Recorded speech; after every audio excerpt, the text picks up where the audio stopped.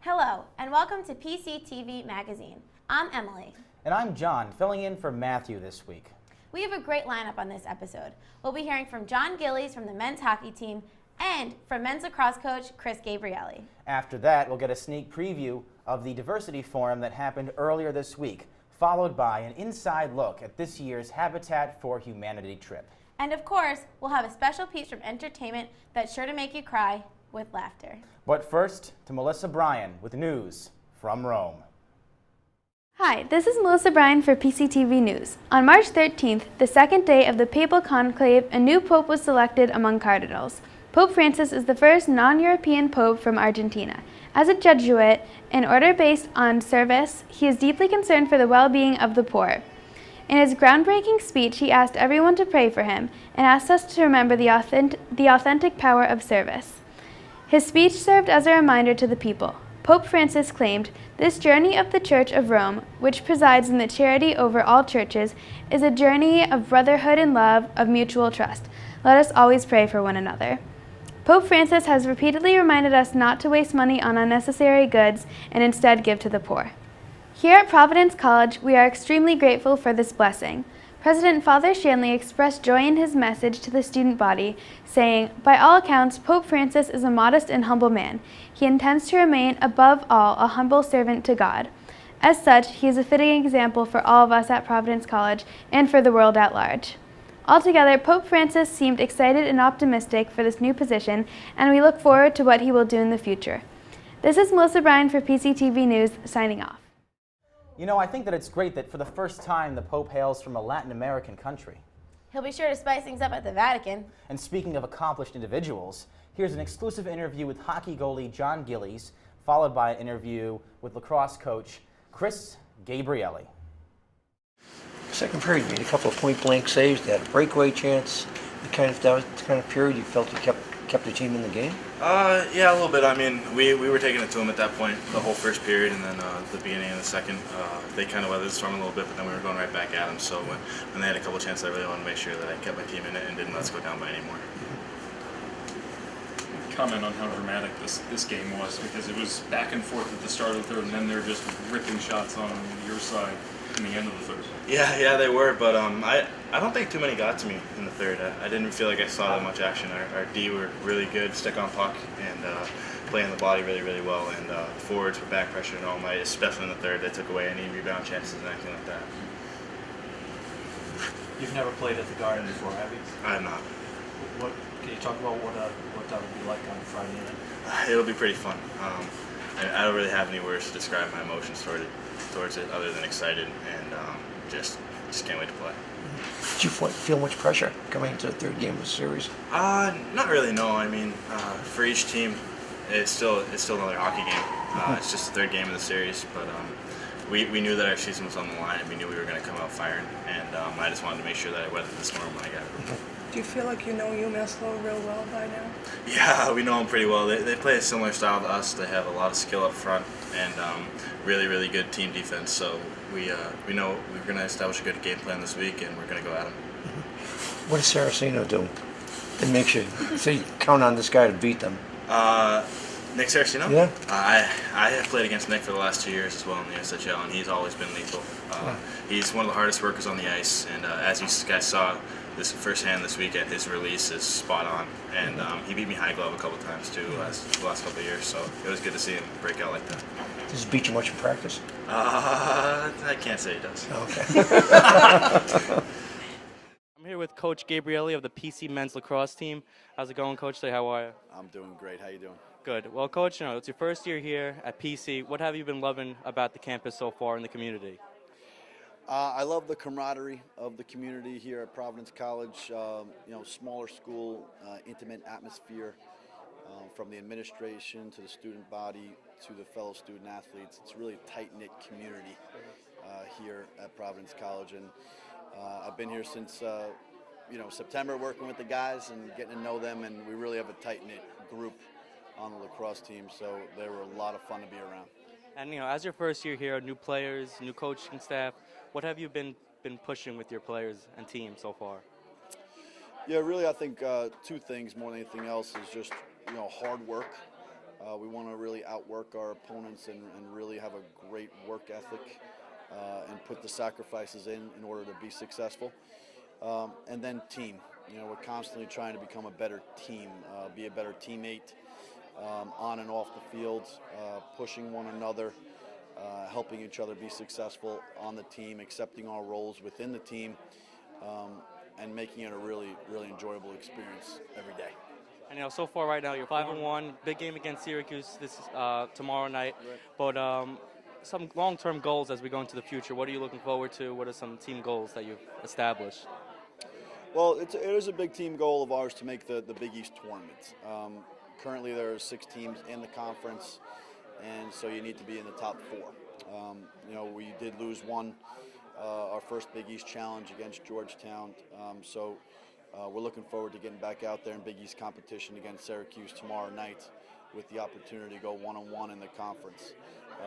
But ultimately, we want to teach our guys how to compete every day, no matter who our opponent is, and we've done a great job with that. We've had a lot of success early on here, winning our first 5 games, and we're looking to get back in the win column tomorrow night against Syracuse. Well, appreciate the time, Coach, and good luck this season. Thanks a lot. Keep up the great work. It's so refreshing to know that people in our athletic department have such a positive and influential presence on our campus. Agreed. And speaking of influential presence, here's a highlight video of this past week's Diversity Forum. In the context of higher education, I think of 2 things. The first thing is that diversity is related to learning. Now let's step back. Diversity has been used so much that it really means nothing and it means everything. And diversity is in my title, and I'll own that. Oh, that's smart.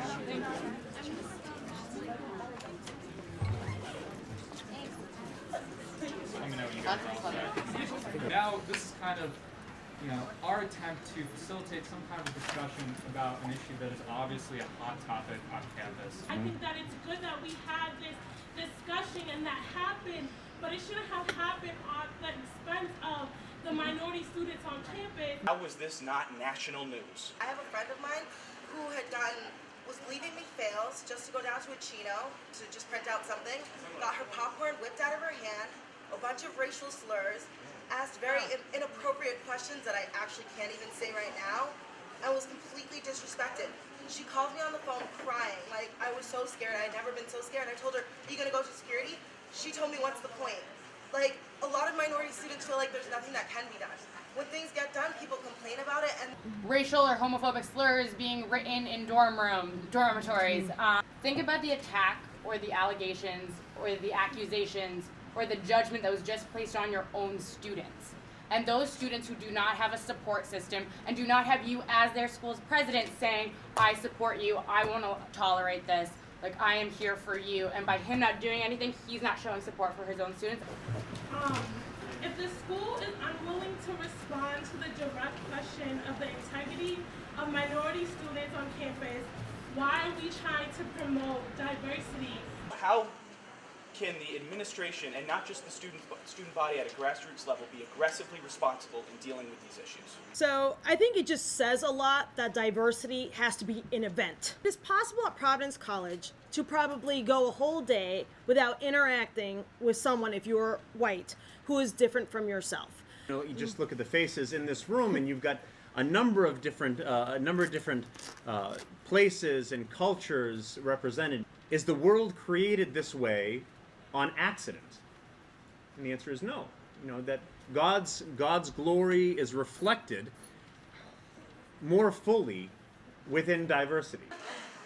A night in Friartown was not what I spent at PC in April of my senior year. I was in a room full of minorities, of multicultural students, in a campus where 87% of the other students were not minorities. So that's not a night in Friartown. That's a night with a group of kids that doesn't, that's not the campus. It's not an adequate representation.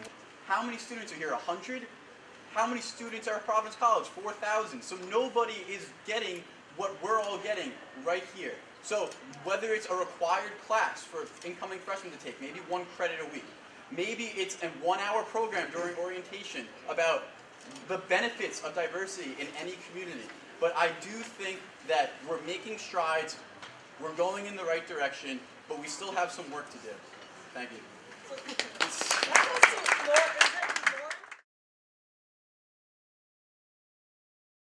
Wow, it really looks like a lot of important issues were brought up. Yes, I think that it was a great opportunity for students to be able to voice their thoughts on the topic of diversity on campus. On a lighter note, let's take a look at what some students did during their spring break for Habitat for Humanity.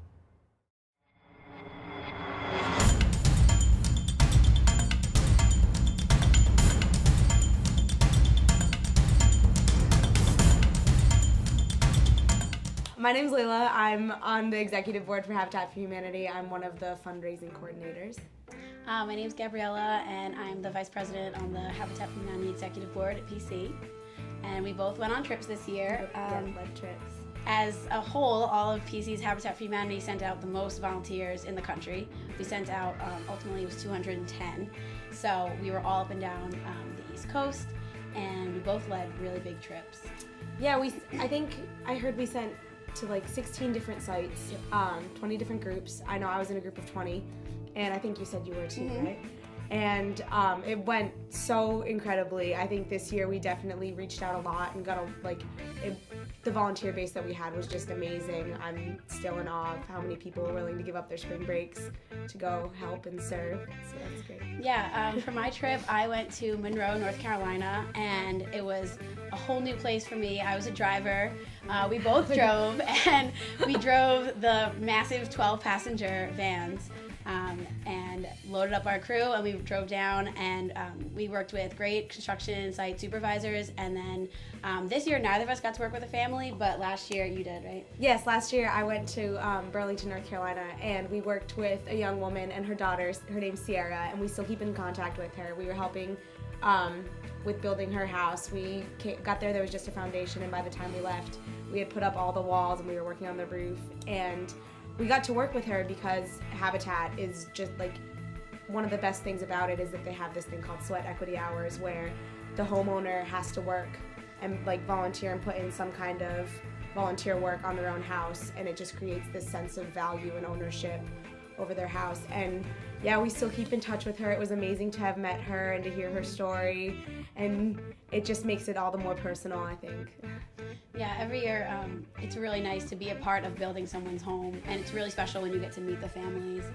This year when we got there, the house was just studs, and the floor wasn't down, so we put the floor down, we put the walls up.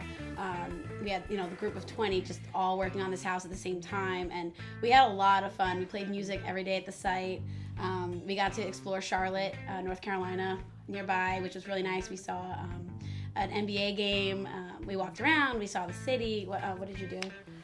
Yeah, we were in a much more desolate area. We were in Goldsboro, North Carolina, but it was still, I can say, one of the best weeks of my life. I mean, it's just, besides even serving and getting that incredible fulfillment, and it's just so rewarding, being able to help in constructing the house. You meet these people who are like your classmates or even the people you work on the site with, and it's just, you form such a bond with them. Like, I love my group. We have like a Facebook message going saying how much we miss each other and how we need to get together. Yeah, well, speaking of, the next time we will get together for sure is March 23rd for Beyond the Break. So it's next Saturday, and all of the immersion trips from throughout the year are invited. So Habitat, as well as New Orleans, as well as the Feinstein trips that were international. So we're all getting together next Saturday, 12 to 3, and we'll be having a barbecue, kickball. We'll have kickball, barbecue, and some reflection time, and just be reunited with one another. So it'll be really fun. It looked like the students had so much fun. I went on a Habitat trip this spring break to North Carolina, and it had such a positive impact on me. Hey, what did you do this spring break, John? Well, I went to Puerto Rico. Did you? What kind of improvements did you make? Absolutely none. Although, I did buy the last box of Twinkies from the local Walgreens. And although that may sound like a joke, here are some real jokes coming your way from Entertainment's Gentle Comedy.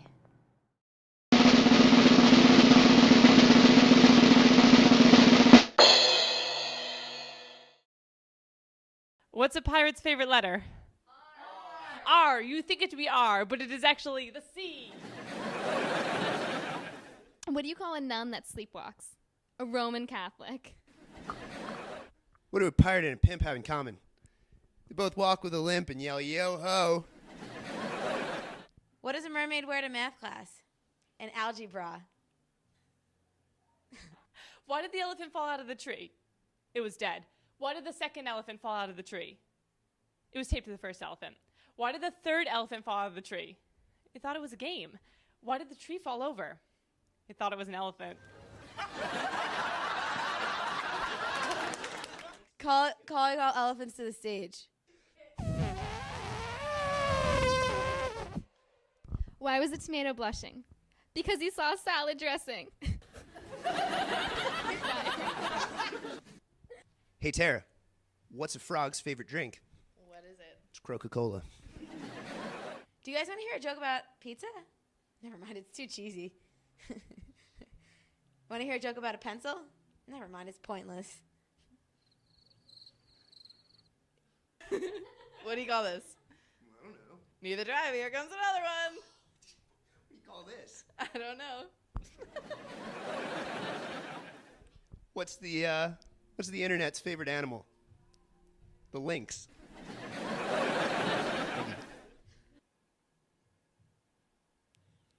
What do you call a pig that knows karate? A pork chop.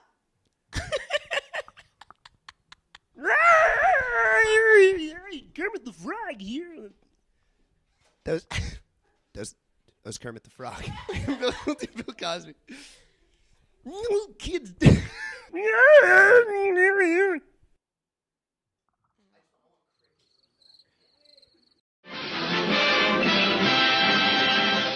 right. What do a pirate and a pimp have in common? They both walk with a limp and yell, "R?" No, they don't. Well, how did it go? Okay, so I know my jokes weren't too great in the last video, but let me try one more. Sure. Knock, knock. Who's there? Boo. Boo-hoo. Oh, John, don't worry. We'll have you come back and host another time. Hey, thanks for coming, though. Thanks for having me. Friars, you have a happy Easter. Goodbye, Friars.